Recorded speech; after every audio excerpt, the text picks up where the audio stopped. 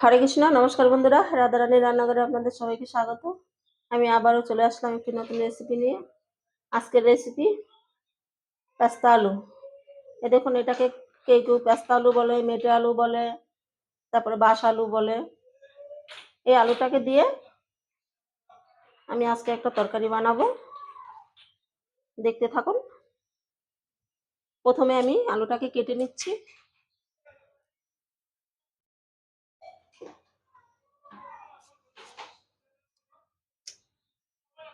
এই যে কালারটা,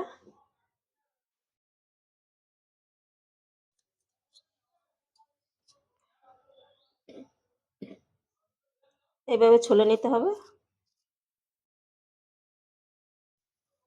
একটু মোটা করে ছুলতে হয় এই কচুটা। কচুও বলে, বাস আলু বা কচু, সবকিছুই বলে।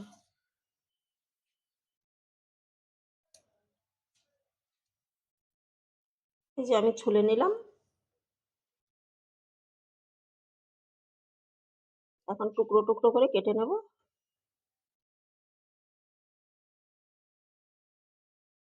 মাঝখান দিয়ে আর একটা ফালি করে নেব।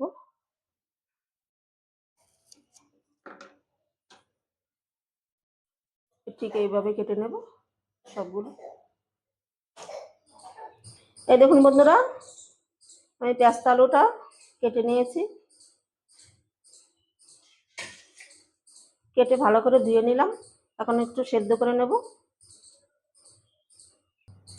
আলুটাকে। এখন আমি সেদ্ধ করে নেব।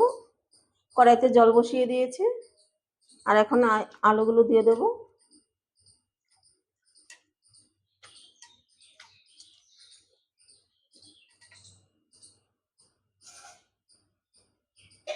ঢাকা দিয়ে আমি 4-5 মিনিট সেদ্ধ করে নিচ্ছি। ওইদিকে আলুটা সেদ্ধ হচ্ছে, আর এদিকে আমি একটা মশলা রেডি করে নিচ্ছি।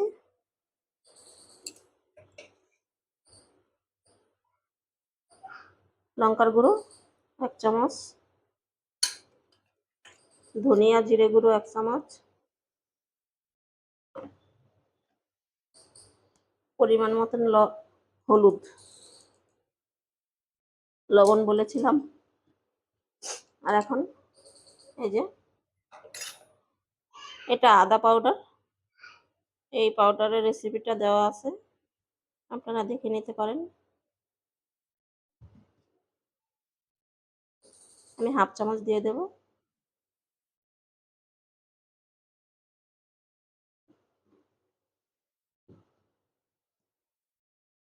দিয়ে এখন জল দিয়ে এই মশলাটাকে পেস্ট বানিয়ে রেখে দেব।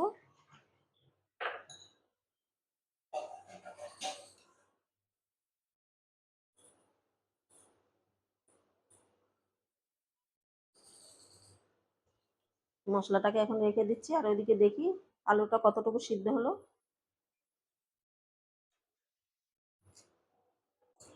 আলুটাকে আমি 5 মিনিট সেদ্ধ করে নিয়েছি।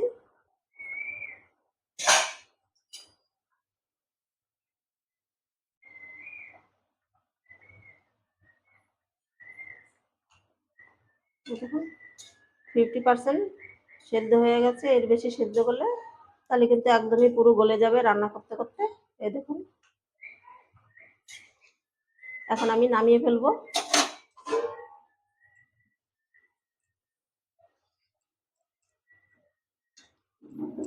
ছেঁকে ছেঁকে তুলে নেব।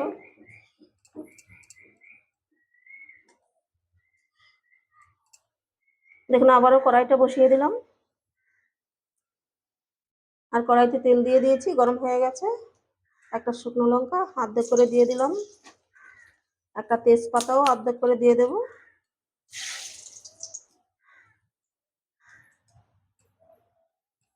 ফোড়নের জন্য দিয়ে দিচ্ছি সাদা জিরে।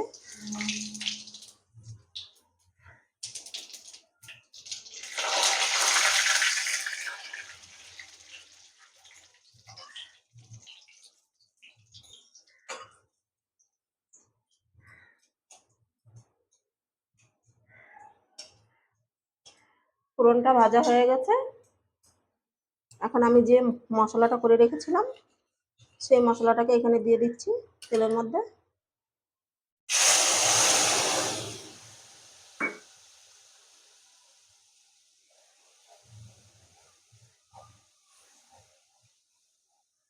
এটা একটা একদম সিম্পল রান্না, একদম সাধারণভাবে হয়ে যায়,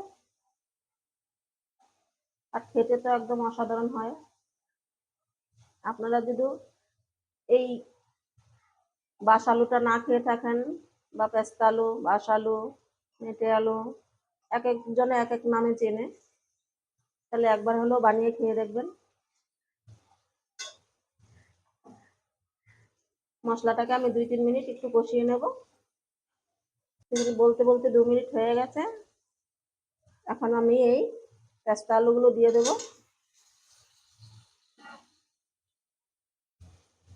এদের ভালো করে মশলা আর আলু কষাতে হবে। কড়াইটা শুধু ঘুরে যাচ্ছে। আমি সাঁড়াশি দিয়ে ধরে নিলাম।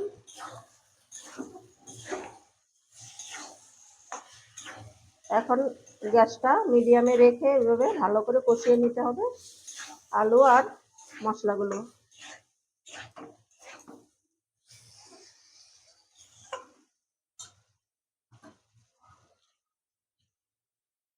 3-4 মিনিট তো কষাতে হবে। আমি তাহলে একটু কষিয়ে নিচ্ছি। আলুটাকে আমি দেখুন 4 মিনিট কষিয়ে নিয়েছি। এখন ভাজা ভাজা হয়ে গেছে।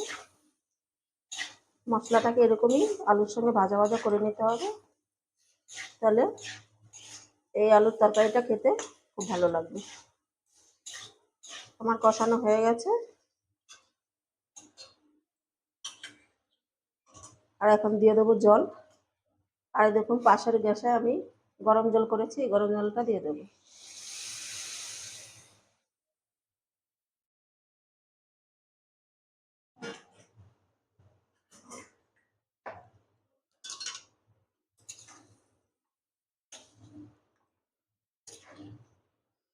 ভালো করে একটু নাড়িয়ে চাড়িয়ে দেবো।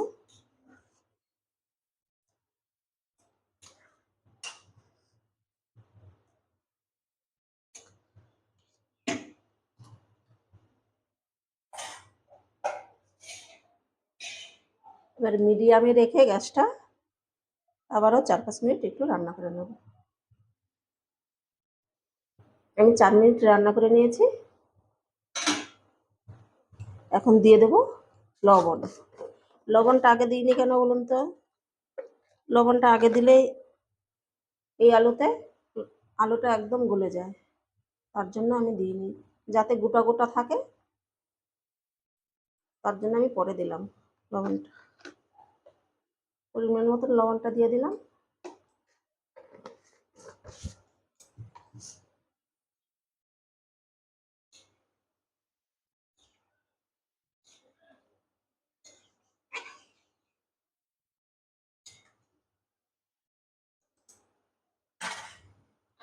এবার ঢাকা দিয়ে আবারও 4-5 মিনিট রান্না করে নেব।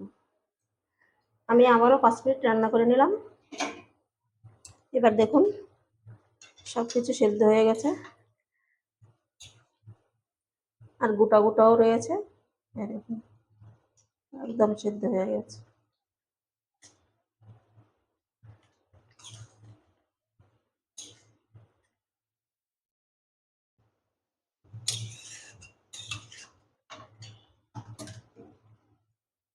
গ্যাসটাকে আমি একটু বাড়িয়ে দিলাম। এখন দিয়ে দেবো গরম মশলা।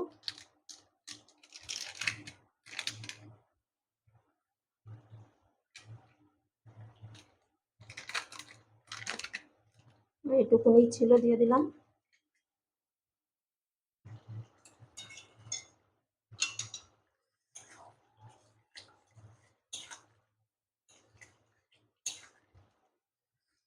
আপনারা চাইলে 2-4টে আলু গলিয়েও দিতে পারেন। এই যে এরকম দেখুন কি সুন্দর গলে গেছে।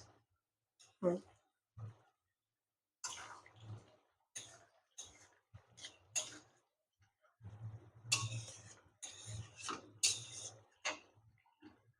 এখন আমি নামিয়ে ফেলছি।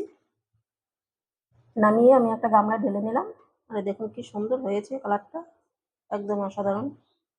আপনারাও বাড়িতে এভাবে বানাবেন, দেখবেন খেতে খুব সুন্দর হয়। আর আজকের রেসিপিটা আপনাদের কেমন লাগলো কমেন্ট করে জানাবেন।